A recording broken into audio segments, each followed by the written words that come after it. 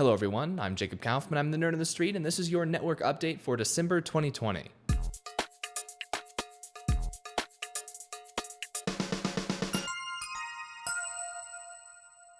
Alright everybody, the first thing I want to talk about is Displaced Season 3.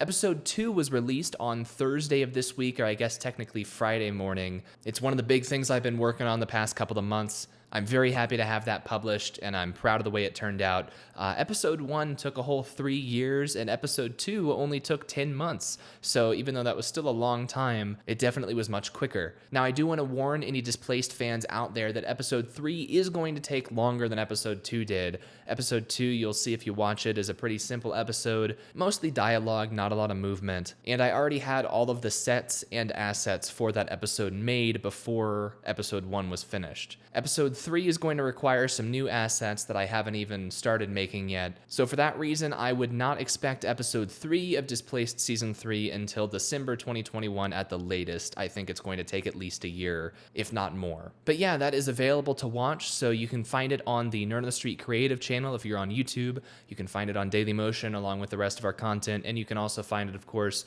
on the homepage and the creative section of nerdonthestreet.com, or displaced.nots.co to go to the Displaced section of the website. The next thing I want to talk about is Extra Life, which was canceled this year. You may have noticed November has come and gone, and Extra Life did not happen. So what happened there? For those of you who don't know, Extra Life is a charity run by the Children's Miracle Network system of hospitals, and Nerd on the Street has been participating in it since 2015. We raise money for the St. Louis Children's Hospital with our fundraiser. Since 2015, every year we've done a telethon. We started at 24 hours in 2015, and every year we've added an hour on. So last year our stream was 28 hours. And over the last 5 years, we've raised $5,750 for the St. Louis Children's Hospital. Now, I am very disappointed, and I have been very disappointed the past month or 2 or 3. Disappointed that Extra Life was not happening for us this year.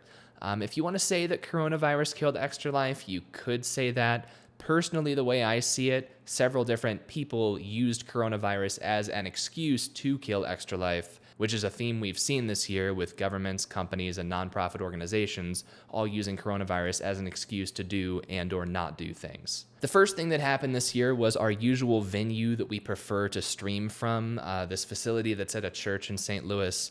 They were not letting any outside groups into that facility at all. They were barely even letting their own people into that facility. So they had to decline our request to use their facility for this year.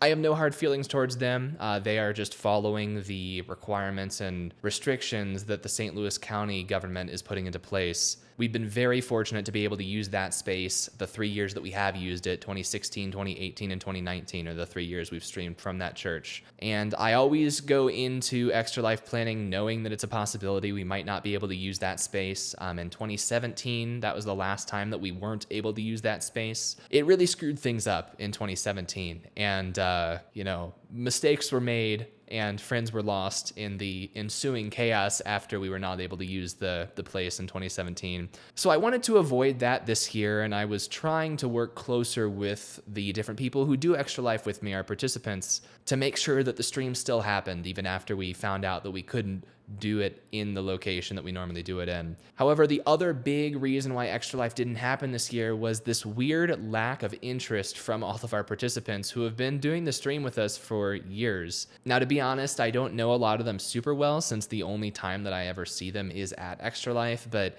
I mean, last year at 2019, everybody at that stream had a good time. Everybody had fun. There were no issues between people last year, so this year, most of the 14 or 15 participants from last year didn't even respond to my messages asking if they wanted to do Extra Life again. Out of the people who did respond, we had 2 people from Missouri S&T who ended up going dark. They just stopped responding to messages halfway through. And then I was left with 1 other on-camera participant. So if we had done an Extra Life stream, it would have been me and 1 other person. And then a couple people behind the camera the behind the camera people were actually more than willing to help behind the camera, but the only other person who normally played video games. I'm a little irked at him because I specifically asked him when I was trying to figure out, are we going to do Extra Life in St. Louis? Are we going to do it in Denver? Because, I have to pack up my entire setup and drive many thousands of dollars worth of equipment, 800 miles, and then back when we do it in St. Louis. Of course, when we do it here in Denver, that means other people have to travel 800 miles and then back. So it's not convenient for anyone. But I specifically asked him a couple of months ago. We had been doing regular streams together. And after one of the streams, I almost wish I had recorded it, but I stopped streaming first and then I asked him about it because I wanted to be professional. But I asked him, are you going to be able to come to Denver sometime in November to do Extra Life? Because all of my planning was hinging on the answer to that question. If he had said, no, I can't come to Denver, then I would have figured out a way, a weekend to get back to St. Louis, a place to do the stream. You know, both the places that my parents live in St. Louis, neither of them have very much space and both of them have terrible internet. So yeah, I was very limited on locations in St. Louis.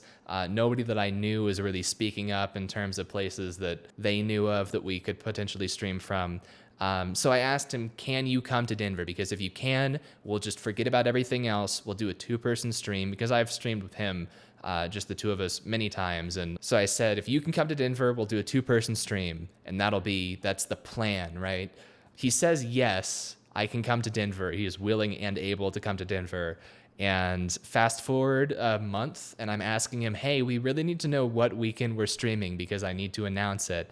And a couple days later, he comes back and says that he waited too long to take off of work and was not going to be able to come to Denver in November. He pulled the same thing in 2017. In 2017, he just showed up halfway through the stream when he had to work. But of course, you can't just drive 800 miles. It takes 12 hours to drive from St. Louis to Denver. So if he had to work for the first half of the stream, he wouldn't make it to the stream by the time it's over. So that's why Extra Life was canceled. I ended up, I could have tried rolling it back and saying, okay, we'll do something in St. Louis. But the people who were talking to me, the few people who they really were not working with me very much in terms of telling me, what games they wanted to play, what kind of setup they would be okay with. In terms of our location and everything, just not being very responsive. And so basically it just fizzled out, and that's why Extra Life didn't happen this year. So I don't know if it'll happen next year. What I told them was, we'll try again next year. I'll contact everybody again. We'll see if people care more next year. But it's very possible. I don't see those people, most of them, more than once a year at that stream. And I don't know anybody in Denver. I don't know anybody in Colorado who I'm not a coworker with. So yeah, it's very possible that Extra Life could just never happen again for Nerd in the Street. Now that said, Extra Life, one of the reasons why it's so successful as a fundraiser is because how much they've gamified it. And every year since 2015, when we raised $230 our first year, every single year I have gotten the Extra Life t-shirt, because if you raise more than $200, you get a t-shirt. If you raise more than $500, you get the silver medal. We've gotten 2 of those, and more than 1,000 is the gold medal. We've gotten 2 of those. But the t-shirt, I have sort of a collection going now, right? Because I started in 2015. We've done it every single year. And, whether we do it next year or not, if we do it next year, then we would get the t-shirt, and then I'd have one missing from my collection. If we don't do it next year, then the one I got last year will be the last t-shirt that I have from them. My point is, I want that t-shirt. And so I'm not doing an Extra Life stream because it really wouldn't be a Nerd on the Street Extra Life stream with just me. That's not what Extra Life has been about for me. For me, it's always been about big production.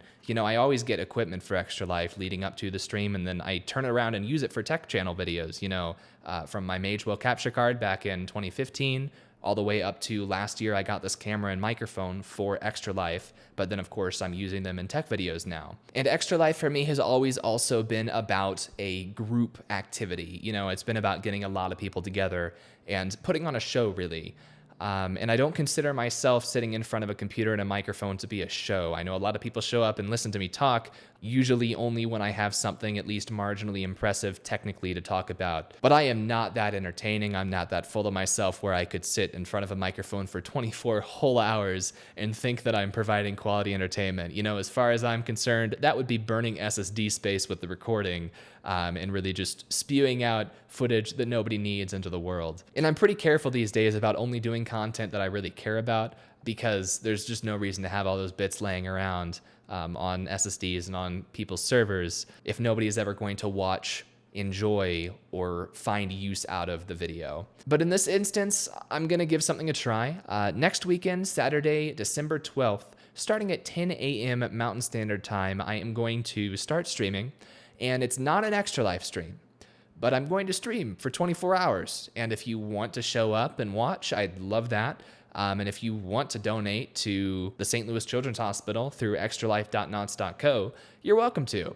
And I'm curious if we can reach $200 or not. But if you want to make a donation, you can read about where the money goes on the Extra Life website at extralife.nots.co or extra-life.org. And the money is not handled by Nerd on the Street in any way. It goes directly to the Children's Miracle Network, and they allocate it based on whose page you donate to the appropriate hospital. And yeah, I'm going to stream for 24 hours. We'll see if Nerd on the Street, if just me, I am the Nerd on the Street. So we'll see if without all of those other people, we get $200 or not. That might sound like a weird thing to check because last year we raised $2,385. So how could I possibly think that we might not get 200 this year? Well, it's because most of those donations don't come from Nerd on the Street viewers. There have been some Nerd on the Street viewers who have donated, some of them donating generously multiple times. And if you're one of those people, you know who you are, and those people are great people.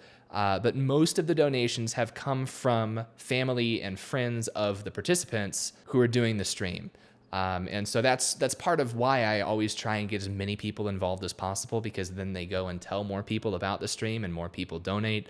Whereas when it's just me, I can barely get people who enjoy my videos to pay me $3 a month, let alone getting people who enjoy my videos to put money towards something not even related to Nerd on the Street. But yeah, December 12th, 2020, starting at 10 a.m. Mountain Standard Time. It's not an Extra Life stream.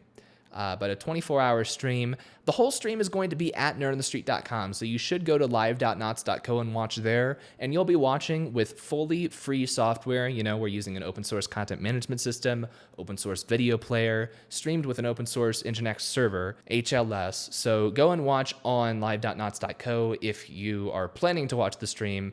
Just to try and pull in a few more viewers, I am going to start the stream on YouTube, and the first thing I'm going to be doing at that stream, I'll talk about in a moment. But yeah, I'm going to be doing some tech stuff since it's me. I'm not a gamer. I don't play video games. I don't get that much enjoyment out of playing video games. So I'm going to be streaming me trying to do something technical, once again, that I'll talk about in a moment.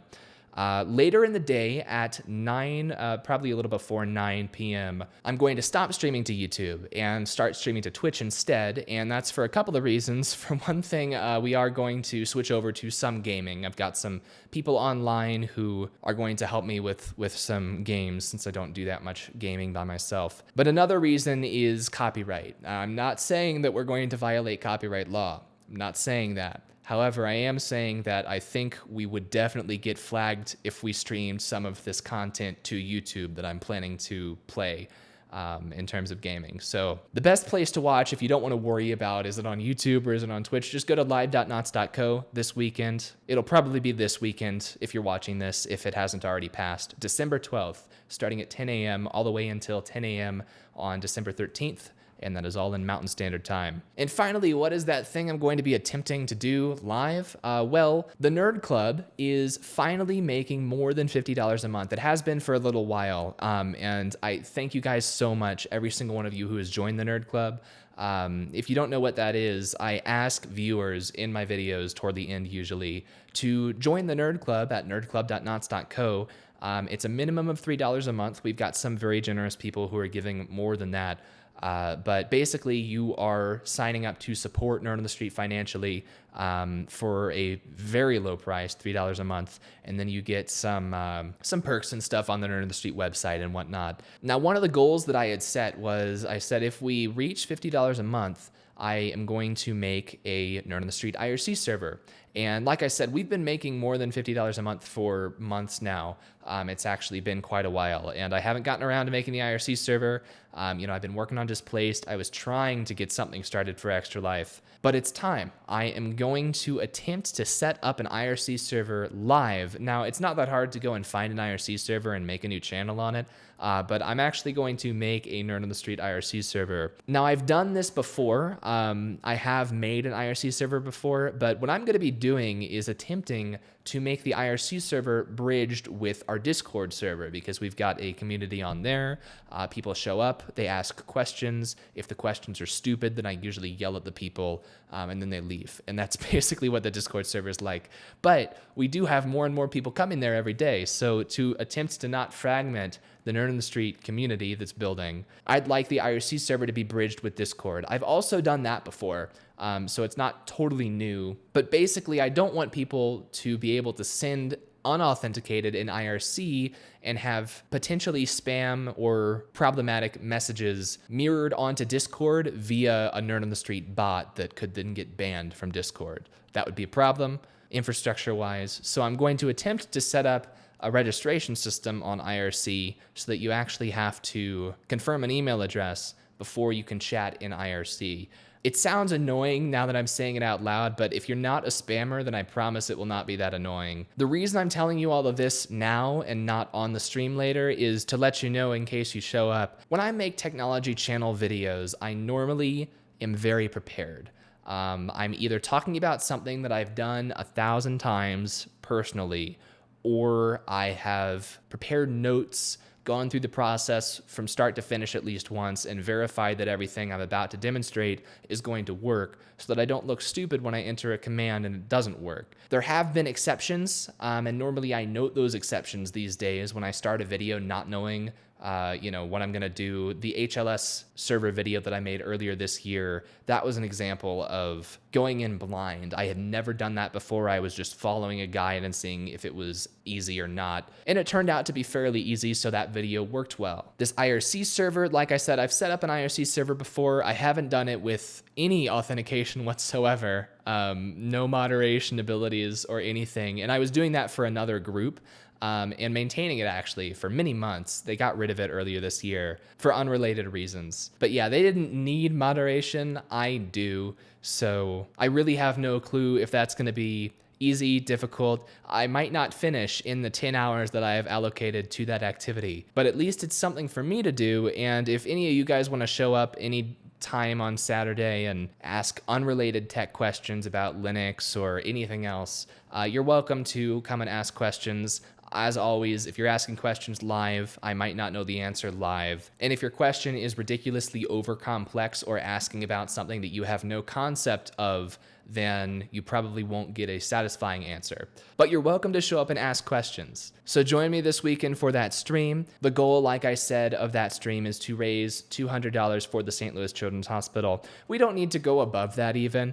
I'm not expecting to get any of the medals, and the medals are just kind of, I don't need them to spend the money sending the medal to me. To be quite honest, I'm not entirely convinced that the medical community, doctors, need more money, especially this year when people are milking coronavirus for everything they can possibly milk it for. So we're not trying to break any records here this year. On the other hand, we don't need to get all the way to $200. If we get close, then I will push us up to the $200 mark if we're at like 150 or 175. To be quite honest, like I said, last year I bought an $800 camera and a much more professional microphone than I had before for Extra Life. So my budget for Extra Life, this year, I wasn't planning on buying too much. I wasn't planning on making another camera purchase or anything, but I have a budget for Nerd on the Street, because it's a business, we make money, and then I file a tax return. So sometimes it's in my interest to spend more money, particularly toward the end of the year when Extra Life is. But this year, there is no equipment to be purchased. There is no stream to purchase equipment for. Because clearly I have enough set up here to stream myself for 24 hours. So I don't want to spend $200 whole on a t-shirt, and that's why I'm not just pushing the page over the $200 mark myself without doing a stream. But yeah, we're just shooting for more or less 200. So anything that you guys want to do to help with that would be highly appreciated. This stream might be a dumpster fire. This might go very poorly. Like I said, I am not great at streaming, especially not when I'm by myself, but I'm giving it a try since Lord knows there's nothing else to do. But yeah, that's about everything I had to talk about today. The videos are going to stay sort of one per month-ish like they have been the past year. I haven't taken a look at the numbers this year yet, but it'll be interesting to see next summer 2021, how many videos I made in year 9 of Nerd on the Street, because the number of videos that we've made, it basically started really high and then it went down and then it went up again, but was mostly inflated by some not very useful streams that I was doing. And then it went down again. So it's not like I've been making a ton of videos the past few years, but normally I shoot for 2 a month and I've been more shooting for 1 a month the past few months. Sitting inside by myself talking to a camera has gotten less satisfying over the years. And like I said, I really only bother to make tech videos about things that I either truly find interesting or truly think will be useful and helpful to people. Quality over quantity, all of that. I just wanted to state that because I know we had a lot of new Nerd Club members join earlier this year when I was making a lot of videos, which was right after the lockdown started and I started having a lot more time. I think most of our Nerd Club members do know what they're paying for. It's $3 a month, so hopefully I continue to be at least $3 a month valuable to you. But yeah, that's everything. I'm Jacob Kaufman, I'm the Nerd on the Street, and I'll see you guys this weekend. Bye.